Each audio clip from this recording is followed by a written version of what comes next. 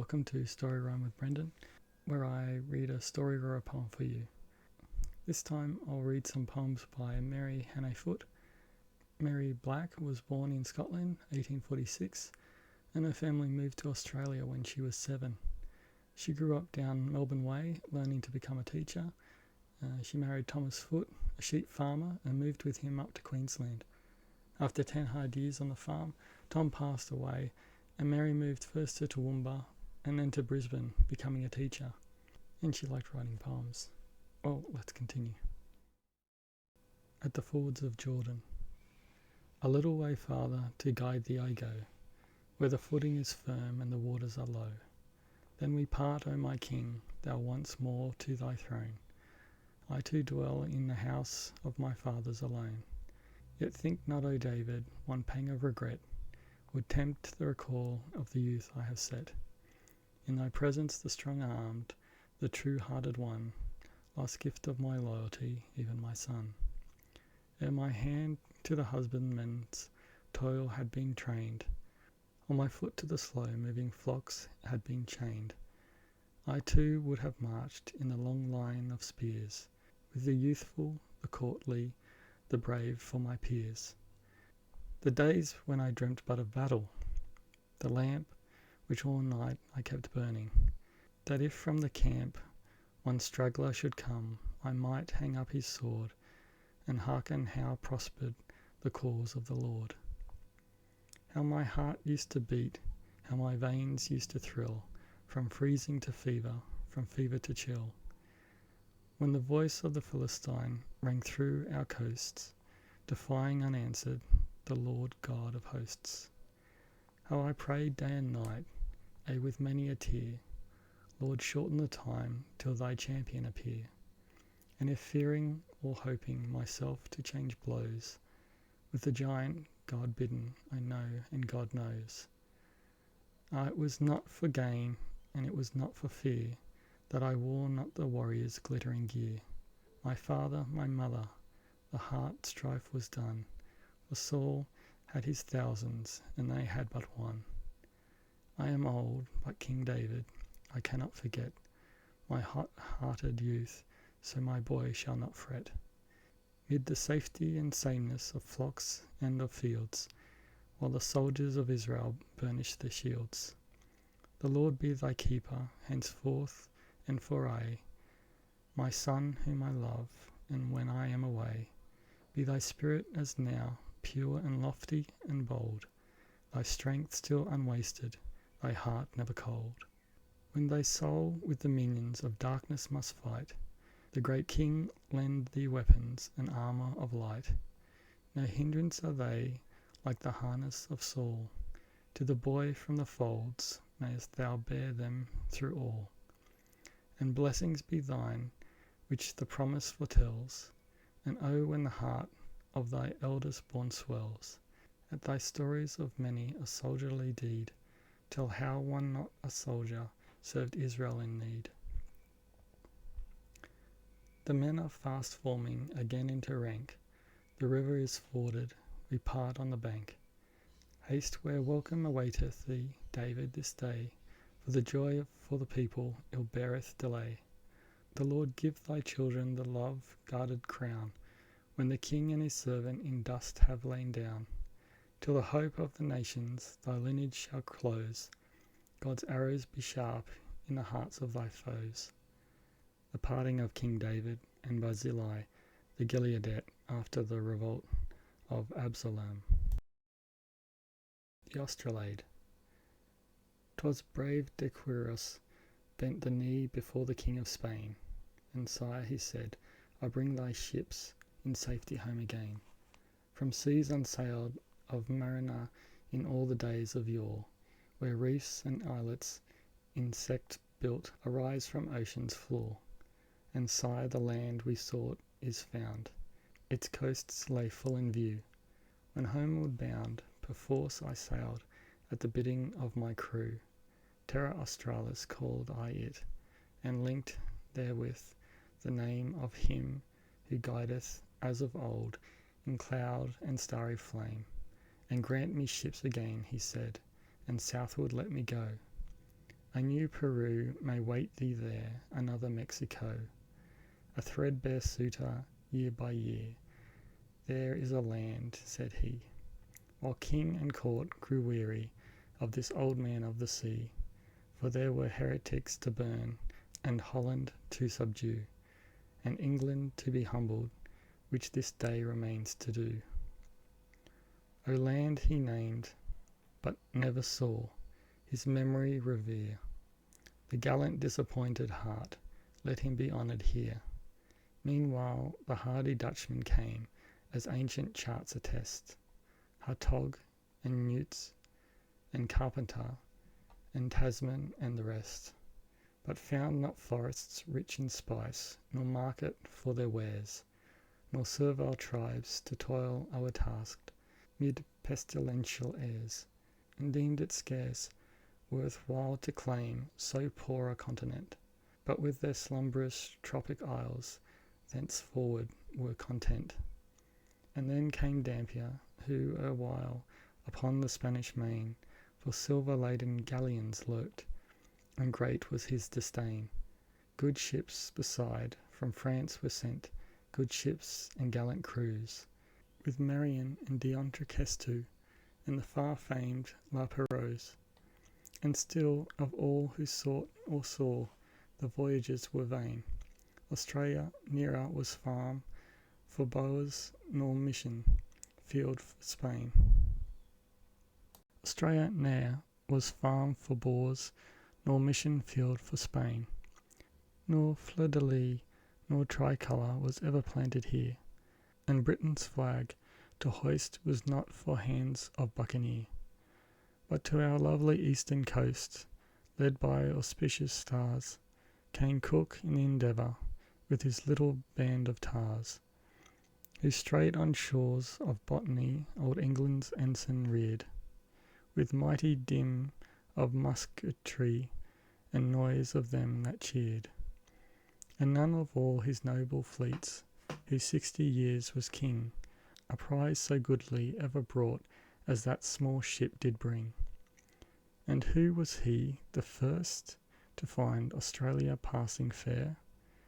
One who aforetime well had served his country otherwhere, who to the heights of Abraham up the swift St. Lawrence led, when on the moonless battle eve the midnight oarsman sped. No worthier captain British deck before or since hath trod. He never feared the face of man, but feared always his God. His crew he cherished tenderly, and kept his honour bright, for with the helpless blacks he dealt as if they had been white. A boy erewhile of lowly birth, self-taught a poor man's son, but a hero and a gentleman, if ever there was one. And when at last by savage hands on wild Ohi slain, he left a deathless memory, a name without a stain. 'Tis but 100 years ago, as nearly as may be, since good King George's vessel first anchored in Botany. 100 years, yet oh how many changes there have been. Unclasp thy volume, history, and say what thou hast seen. Old England and her colonies stand face to face as foes, and now their orators inveigh, and now their armies close. In vain our motherland, for once thy sword is drawn in vain. Allies and enemies alike, thy children are the slain. Though save as victor, never 'twas thy wont to quit the field. Relenting field, thy valiant heart, and thou wast fain to yield. Ah well for loss of those fair states might king and commons mourn. There lay in south a goodly bough from England's rose tree torn. But now how deep its roots have struck, how stately stands the stem, how lovely on its branches leaf and flower and dewy gem. New life from that sore severance to our sister Scion came. God speed thee, young America, we glory in thy fame. The storm that shook the western world now eastward breaks anew, and oh how black the tempest is which bottleth out the blue. And over thee, ill-fortuned France, what floods resistless roll, a tidal wave of blood no pitying planet may control. Like Samson toiling blind and bound to furnish food for those who light withheld and liberty and mocked at all his woes. So have thy people held their peace, so laboured, so have borne the burden serfdom ever bears, the sorrow and the scorn. But as with groping giant's hands he seized the pillars twain, and made Philistia's land one house of mourning for the slain, so rise they, frenzied at the last by centuries of wrong, and wreak a vengeance dreadful as their sufferings have been long. The vile Bastille is overthrown, the monarchy lies low, the fetters of a feudal age are broken at a blow. Of Poland parted for a prey, dire Nemesis shall tell, when o'er the dead in Krakow's vault shall ring oppression's knell. Now Erin from her sister's isle a while was fain to part, for strong bow's arrow rankled long within her wounded heart, and long by desecrated fane and fireless hearth she wailed, where brutal Iden Herod host their murderous pikes had trailed. Here shine the names she holdeth dear, and prize them well she may, past soldiers of a Frankish prince, and peers of Castlereagh, the gifted ones who pled for her gainst bigotry and pride, the gallant ones who died for her when young Fitzgerald died. Enough, forbear to trace the record of the age, where older nations are inscribed through each distressful page. But hearken how, for once at least, without an army's aid, a people's lines, the lines of her who holds the south, were laid. 5,000 leagues of ocean twixt the old home and the new, and lodging straight and scantly fare the weary voyage through, and toil the hardship safely past, and cross the perilous main, never to tread on English ground mid English friends again. Yet men were found to dare it all, men aye and women too, not only those exiled perforce, who oft times rose anew, outcast upon new earth with hope and heart and vigour given, by fresh surroundings and his grace who bids the lost to heaven. The brave, the fair, the gently born, and labour's lifelong thrall, within those circling seas of ours there was a place for all. For patient hands the woods to fell, the new formed fields to till, the huts to build, the scanty flocks and herds to guard from ill. For bolder spirits to forsake the sea-board settlement, and learn the secret of the land where never white man went, through mountain pass and forest dark and wide unsheltered plain, through fiery heart of summer and through frost and flood and rain, unheeding thirst or hunger or the shower of savage spears. What soldiers were braver than Australian pioneers? What though it was by axe and plough and miner's oft-edged tool, and tending sheep and kine through weary years of hardship full? The only victories we boast were by our fathers won. The men who won them had prevailed where feats of arms were done. 3 generations born of her our country now can tell, and son and sire and grandsire all in turn have served her well, not only with a sinewy arm, the hardened hand of toil, that wrest their wreath from rifted rock and forest-cumbered soil, by love of order and of law, by proffered boon to all, of learning in the township school and in the college hall, by liberal leisure well bestowed for sports of land and wave, and by the faith preserved to us God to the elders gave. And now Britannia's household send her greetings from beside the icy streams of Canada and islands scattered wide, betwixt the 2 Americas from Africa's sea marge, and where the race of Arungzebe held empire rich and large, and where amid New Zealand fern the English skylarks build, and rosy children's sunburnt hands with English flowers filled, and from our own Australia too, and all unite to say, bind us to thee with stronger bonds than those we own today.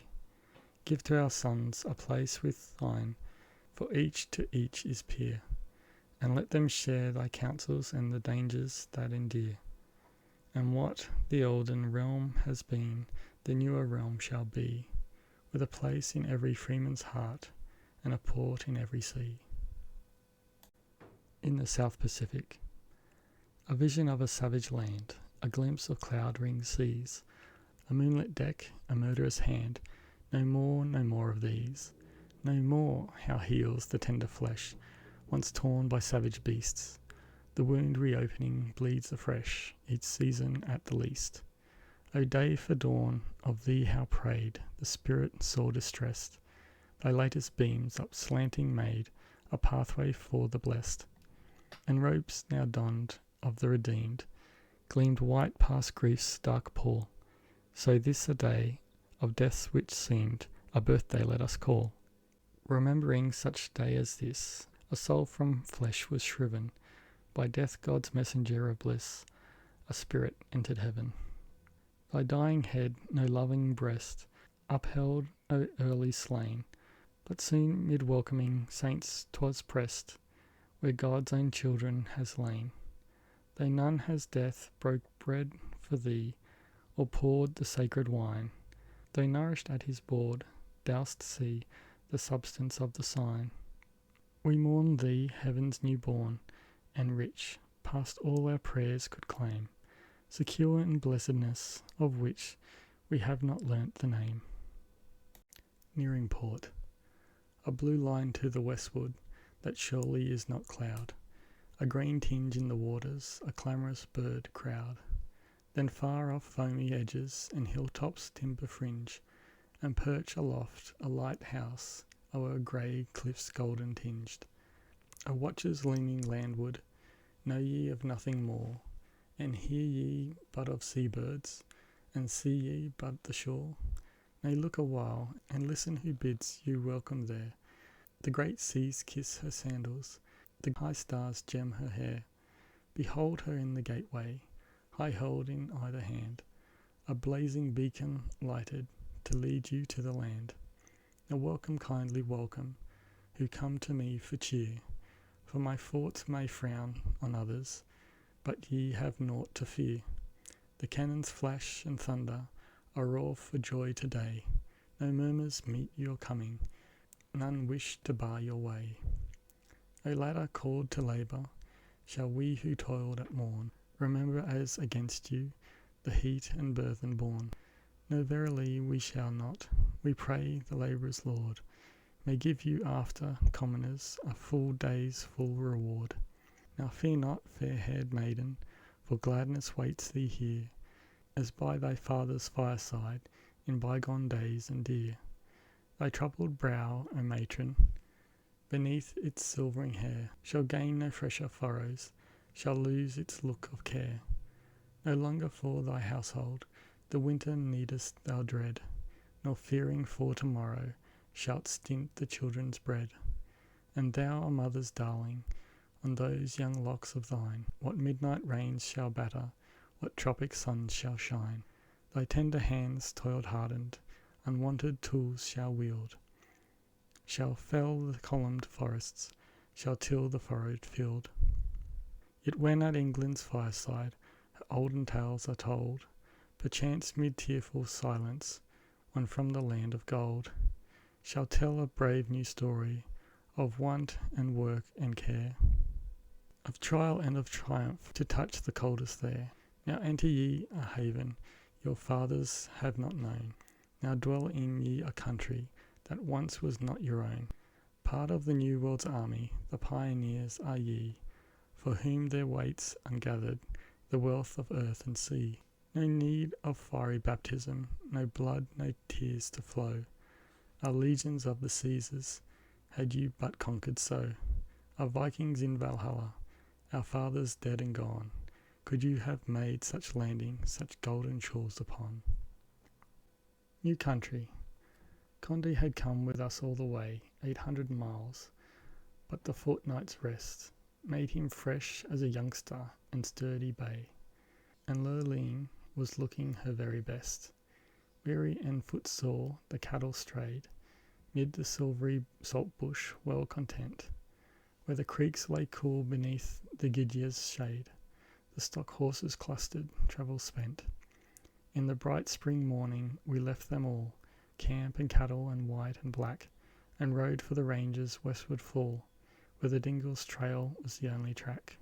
Slow through the clay pans, wet to the knee, with the cane grass rustling overhead, swift o'er the plains, with never a tree, up the cliffs by a torrent's bed. Bridle on the arm, for a mile or more we toiled, ere we reached Bindana's verge, and saw, as one sees a far-off shore, the blue hills bounding the forest surge. An ocean of trees by the west wind stirred, rolled ever rolled to the great cliff's base, and its sound like the noise of waves was heard. Mid the rocks and the caves of that lonely place, we reckoned not of wealth in stream or soil. As we heard on the heights the breezes sing, we felt no longer our travel toil. We feared no more what the years might bring. Where the Pelican builds. The horses were ready, the rails were down, but the riders lingered still. One had a parting word to say, and one had his pipe to fill. They had told us of pastures, wide and green, to be sought past the sunset's glow, of rifts in the ranges by opals lit, and gold 'neath the river's flow. The creek at the ford was but fetlock deep, when we watched them crossing there. The rains have replenished in thrice since then, and thrice has the rocks lain bare. But the waters of hope have flower and fled, and never from blue hill's breast came back, by the sun and sand devoured, where the pelicans build its nest. The Aurora Australis, a radiance in the midnight sky, no white moon gave, nor yellow star.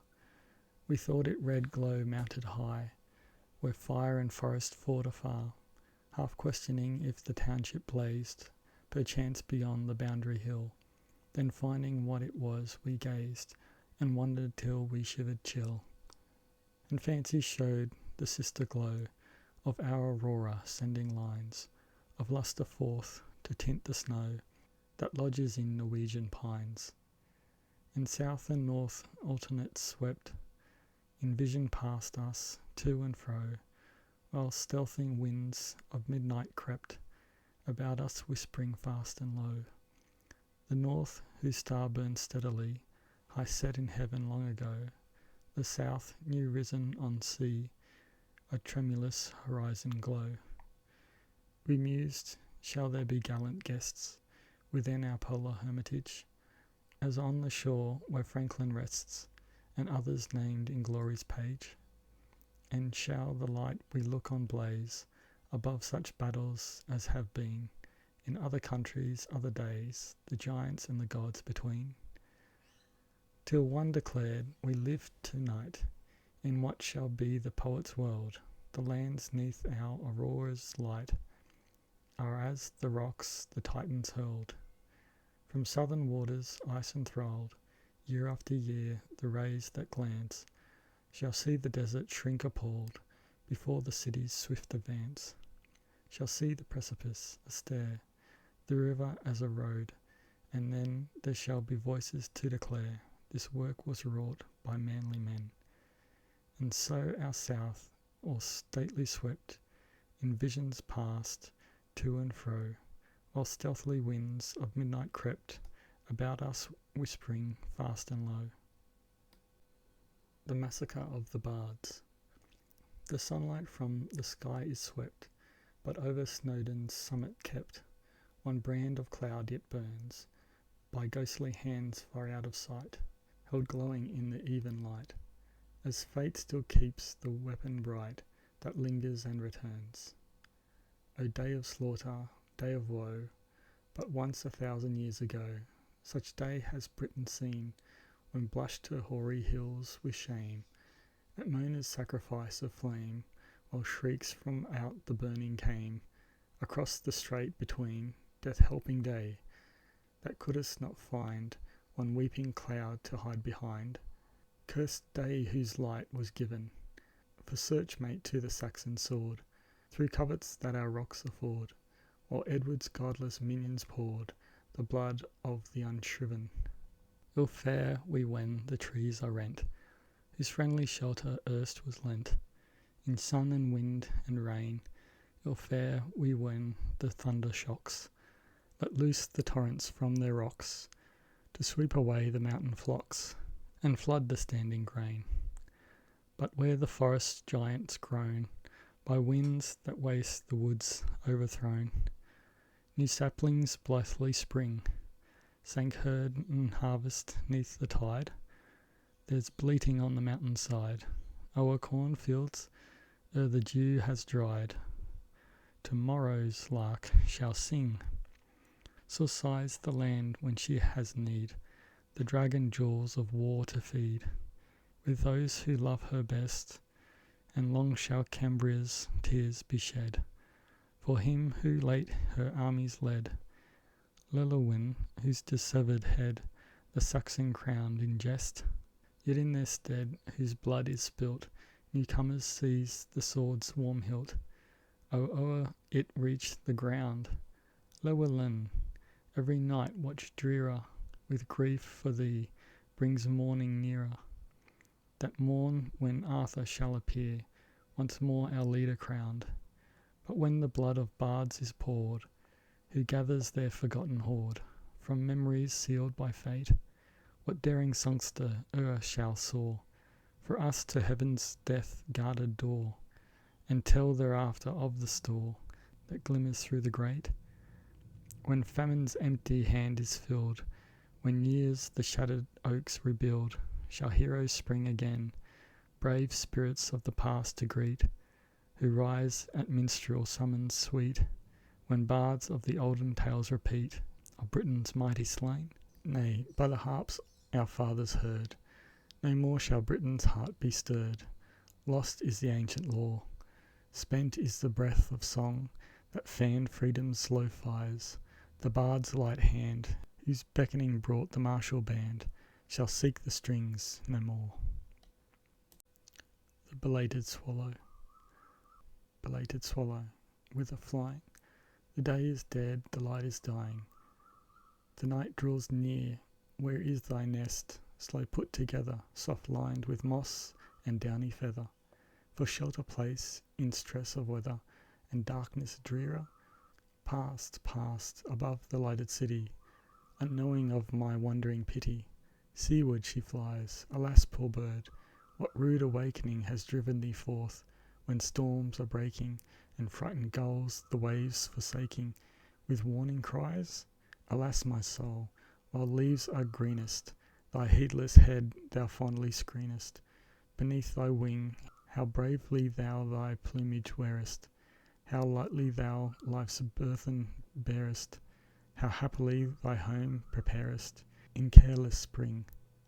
Yet destiny the hour may bring thee, when none of all that sing can sing thee to joy or rest, when all the winds that blow shall blow thee, and ere the floods shall overflow thee, the sunlight linger but to show thee thy shattered nest. Watch night. Midnight, musical and splendid, and the old dear's life is ended, and the new born in the purple, babe yet crowned among us dwells, while creation's welcome swells, starlight o'er the heavens pervading, and the whole world serenading him at birth with all its bells. Round the cradle of the tender flows the music, shines the splendour. It is early yet for counsel, but bethink how Hermes gave, while the mists were bright and brave, thwarted Phoebus no small battle, seeking back his lifted cattle. Our old Hermes in his cave. New Year, if thy youth should blind us, thy swift feet perchance may find us, sleeping in the dark, unguarded, as the sun god's herds were found. Lest unready on his round, we be hurried, world take warning, that already it is morning, and the giant is unbound. Idle-handed yet, but willing, let us ponder the filling of his empty, eager fingers with our heedless, hot behest. Be our failures frank confessed, mid the gush of gladsome greeting, requiem in our hearts repeating, for the years that died unblessed, how they came to us so precious, how abode with us so gracious, blinding doing all our bidding, stronger, swifter than we thought, like the sprites by magic brought, shaping dream to action for us, till we stood beset with sorrows, wondering what ourselves had wrought. Ere the tightening of the tether bind this year and us together, let us pause a while and ponder, whither tend we side by side, he who gallops, we who guide? Once we start, like lost Lenore, sung in Burger's ballad story, fast as Odin's hunt we ride. Happy days, a fringe of rushes, one green line, upon a faded plain, a silver streak of water shine, above tree watchers twain. It was our resting place a while, and still with backward gaze, we say, 'tis many a weary mile, but there were happy days. And shall no ripple break the sand upon our farther way, or reedy ranks, or knee deep stand, or leafy tree tops sway? The gold of dawn is surely met in sunset's lavish blaze, and, in horizons hidden yet, there shall be happy days. In the land of dreams, a bridal path in the tangled marley, with blossoms unnamed and unknown bespread, and two who ride through its leafy alley, but never the sound of a horse's tread, and one by one, while the foremost rider puts back the bows which have grown apace, and side by side, where the track is wider, together they come to the olden place, to the leaf-dyed pool whence the mallards flattered, or ever the horses had paused to drink, where the word was said and the vow was uttered, that widened for ever its weedy brink. And memory closes her sad reticule.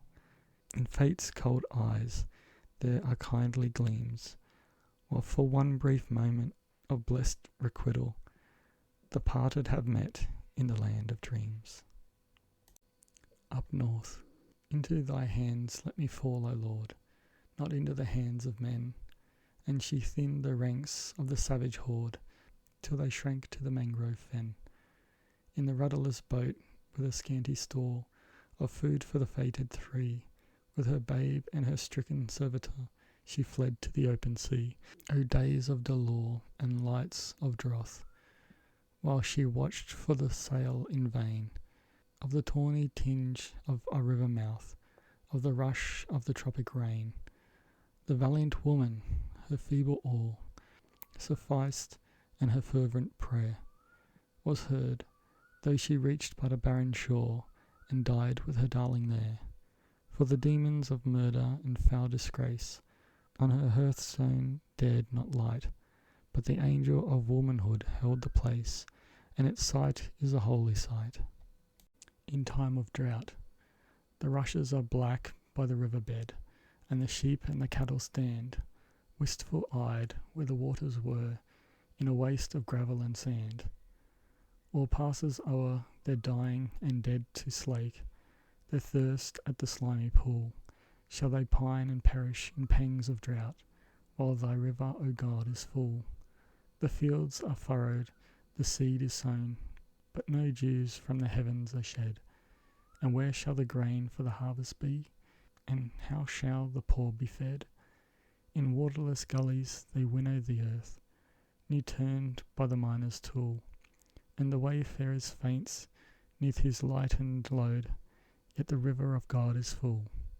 For us, O Father, from tropic seas, let the clouds be filled that shed rough rains upon Andes' eastward slope, soft snows on Himalaya's head. Freight for us, as for others, thy dark-winged feet, that soon by the waters cool, we may say with gladness, our need was great, but the river of God was full. No message. She heard the story of the end. Each message too she heard, and there was one for every friend. For her alone, no word.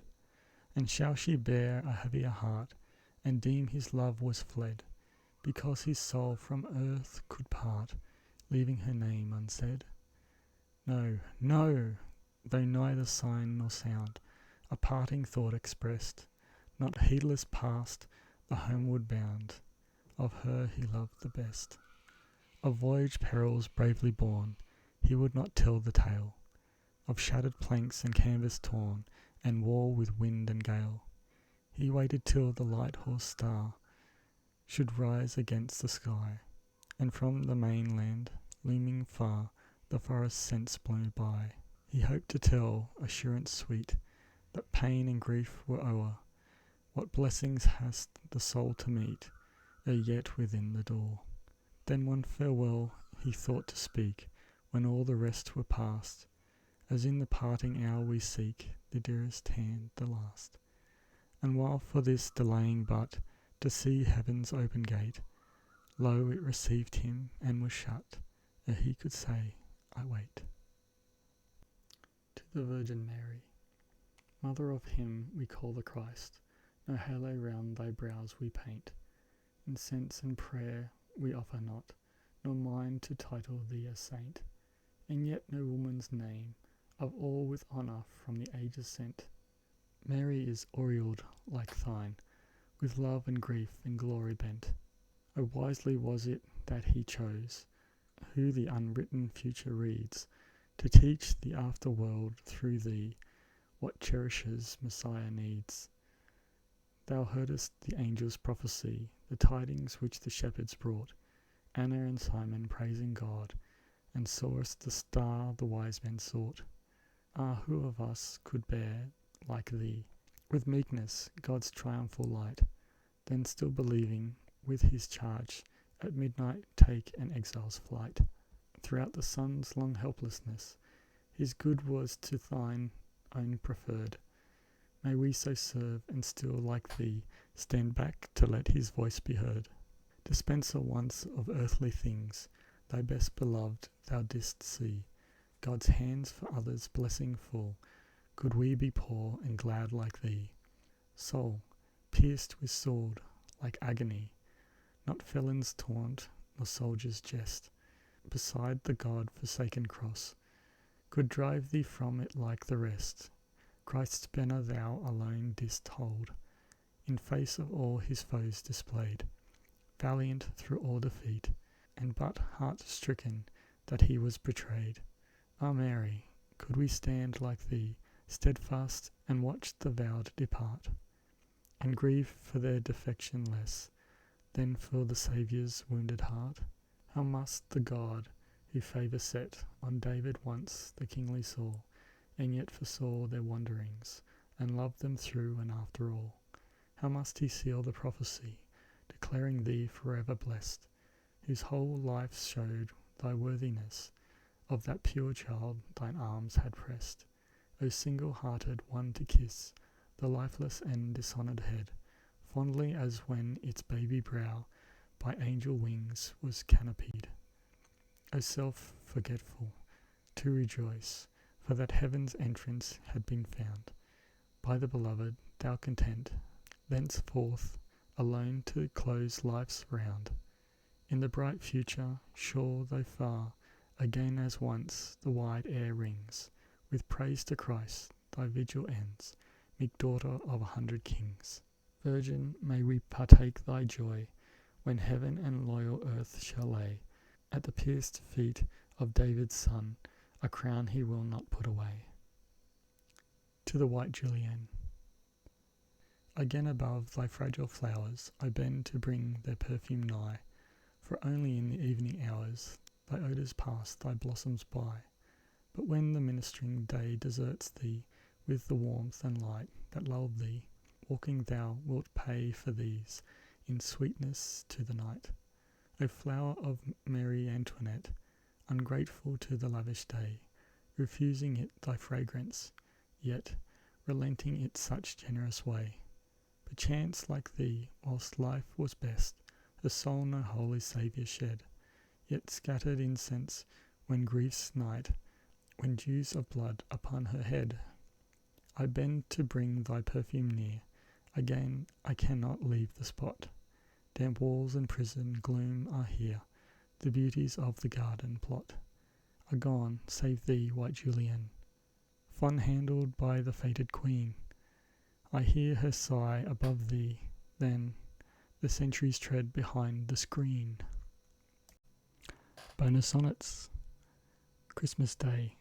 O happy day, with sevenfold blessings set, amid thy hallowed hours, the memories dear of childhood's holidays and household cheer, when friends and kin in loving circle met, and youth's glad gatherings, where the sands were met by waves that hurt not, whilst the great cliffs near, with storms erewhile acquaint, gave echo clear of voices gay and laughter gayer yet, and graver thoughts and holier arise, of how twixt that first eve and dawn of thine, the star ascended which hath lit our skies, more than the sun himself, and mid the kine the child was born whom shepherds and the wise, who came from afar, and angels called divine. The New Year, with subtle bows and new-born leaflets crowned, rejoicing in fresh verdure, stands the tree, though weather-scarred and scooped by fire may be its ancient trunk, so may our lives be found, God leaving still our roots within his ground. Where gaps of loss and waste show brokenly, may each new year that comes to greet us see branches and foliage and flowers abound, where fortune spoiling wayfarer hath left unsightly rents, may garlands spring apace, and if perchance some pitiless wind hath reft away what newer green shall ne'er replace, may heaven light come the closer for the cleft, o'er which no tender fronds shall interlace. Extra content, an extra poem, Morna it's called. John Warriston rode through the mulga scrub, and the gravel shone black and bare, for the long white mulga grass was gone, and no dew nor rain came there. He rode by the shady Gidyag camps, where the cattle had crawled to die, and by creeks that failed ere the summer came, and lagoons that had long been dry, where the bones of the beasts that had perished lay ableached in the brick-burnt mire, and the ground was aglow neath old emperors' hooves, and the wind was the breath of fire. John Warriston rode with a heavy heart and a slackening wrist and knee, for the loss that faced him on every side, and the thought of Morna. Morna, had your lot been cast with mine in these days of woe, I had feared not the fiercest suns that shine, nor the bitterest winds that blow. What to us were my mother's taunt, that of a gypsy race you came, my father's ban, or my brother's scorn, or my sister's gentle blame? I braved them all for your bright brown eyes, and the love betwixt us twain, and I dreamed that you would defy them too, but alas, my dream was vain. So the trees you gave when our troth was new, and the ring you would not wear, are all that shall ever be mine and yours, till I meet you otherwhere. I thought to forget you, and I wed, and my bride was fond and fair. The boy she bore has her soft blue eyes, and her smile and her sunny hair. But her spirit sank in this wilderness, and I sent her over sea, to the king she longed for, as I longed for my one love, Morna. Old emperor halted, his master ceased from his musing sad and vain, and he gazed around on the drought-cursed ground, with a prayer in his heart for rain. Not for my sake, O God, he said, but for theirs do I seek thy grace, for the mother and babe whose heritage thou makest a barren place. A touch so light it was scarce a touch of the rider's rowelled heel. But erst 'twas enough for the old horse, now he stood to the stinging steel, till Warriston woke from the maze of care, and saw what his steed had seen. A wild mare left by her troop to die, where the waters once had been, too weak to follow her kin in quest of the streams that flowed afar. Famine and thirst would have done their worst ere the wane of the even star. Staring now was her sable coat and wistful her fearless eye. John Morriston watched her as she lay till he could not pass her by. Swift he unbuckled the water bag that hung at his saddle bow. Emperor and I can want for once, this draught is the wild mare's now. He opened her mouth and he made her drink, for she lacked the strength to flee. And her look in his face, as he left her side, was the look of Morna. With the empty bag at his saddle bow, he mounted and rode away, at the utmost speed of the good grey steed that had carried him many a day. But he halted again at the hillside camp and let the old horse go. And he lit his fire and smoked his pipe and gazed on the afterglow, till the rhythmic feet of the trammelled feet grew faint, and afar was heard the tuneless bell, as if sweet notes fell from the throat of the chime-voiced bird. He dreamt as he slept that a spirit swept from the sweltering Indian seas, and her misty pinions veiled the moon and her trailing robes the trees. And he woke to the scent of the sandalwood, and knew that once again there had flown from the east, for man and beast, the angel of the rain. A wind sea-born of the wild monsoon, a flash like the heavens aflame, a thunder crash like the crash of doom, and the wished-for waters came. John Morriston waited not for the dawn on the tracks of the good old grey, for a dam that yet had never been wet must stand or fall that day. And he passed with a heart that was praising heaven through the floods he could not see, and a pitiful thought for the perishing beast with the eyes of Morna. The fresh filled creeks ran readily yet, and yellow and white anew. Tall lilies rose from the green morass, and the nesting wildfowl flew. With the broken hobbles and tongueless bell and the long familiar stride, Emperor came to the station rails with the wild mare at his side. Wife to cherish or wife to cheer in that lonely house was none. Toil and rest and the night-long guest were the sum from sun to sun. But the tender touch of his lean brown hand on the flowers it cherished fell, fonder yet on each household pet and the horse that had served him well. Fonder than all, when slim and tall the wild thing trembling came, on the head that pressed his forsaken breast, whilst he called her by her name. 7 years are plenty, there were need of another 7 beside, that the brand of the drought may fade from out the land that heavenward cried so long in vain for the blessed rain, and the second 7 may be. John Morriston mused by his lonely hearth, but they will not profit me. Another shall claim the herds I kept neath the frost and the tropic beam. His flocks shall drink at the dams I saved, waist deep in the midnight stream, where I watched with a heart-sick prayer to heaven he may sleep, with no prayer denied. But one name that I loved he shall never learn, one horse that I rode ne'er ride. One for the mound is green above the bones of the gallant grey, and the wild mare goes with me where I go, or stays where he must stay. The muster began ere the morning broke, and neighbour and friend were there. But Morriston rode for the boy he loved, and the far-off wife and fair. And the black mare answered the urging heel, as never did mare before. But she fell in her leap, where the bank was steep, and he knew he should ride no more. John Morriston lay in the darkened room, he was dying and could not die. Day after day he had heard the shouts as the cattle were driven by. Day after day, as the slow sun grew, he dreaded the coming day. Horses were failing, and riders spent, and half of the herd away. Over the ranges they brought them back, and out from the brigalow, and from under the giant gums that mark where the frequent waters flow. They quitted their fires, ere the stars were quenched, They camped on the creek at noon, and the station rails like silver shone at the rising of the moon.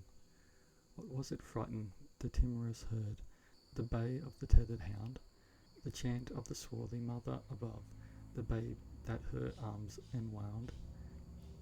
For the mighty mass was riven and shed like a raft that parts at sea. And where was the horse that should head them now? And a rider, where was he?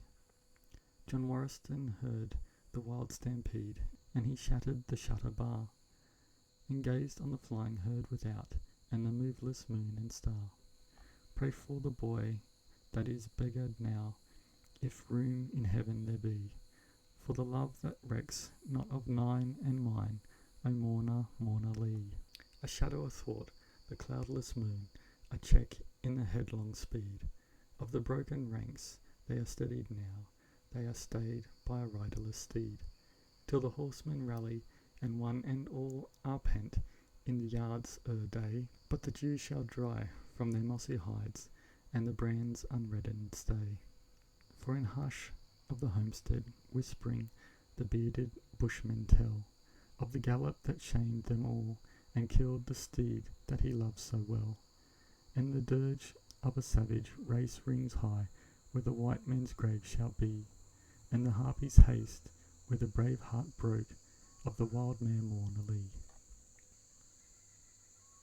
Brisbane 4th, November 1886. Those were some poems by Hannay Foott. I liked most, I think, In the Land of Dreams and New Country and parts of the Australade.